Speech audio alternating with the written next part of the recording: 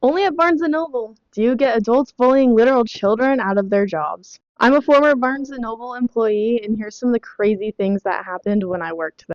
I do not speak for the company, and I do not work there anymore. I worked there for about a year and a half.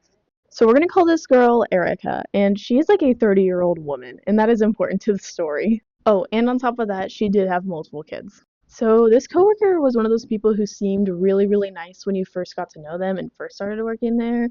But over time and very quickly, honestly, they began to change. So for context, I also worked in the cafe and they worked on book floor and they were like a higher position on book floor. But I would overhear them talking smack in the back of cafe with other workers about my personal boss in the cafe.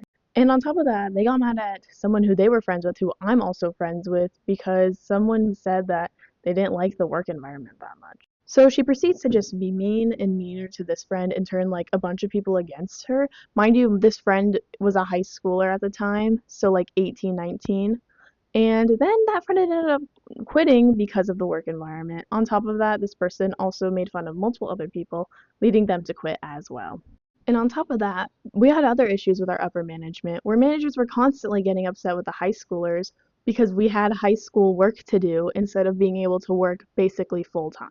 Cafe was constantly understaffed, and with two or three of us being high schoolers at the time, they thought that it was our fault and would get disappointed when we couldn't close on like a Wednesday night, even though the store was open till 9, leading to cafe open till 9, and it took about 45 minutes to close cafe, leading us to get home at like 10 o'clock at night. And there were times in cafe where our espresso machine was broken for like 2 months. So that is all espresso drinks and all hot drinks because that was our milk steamer.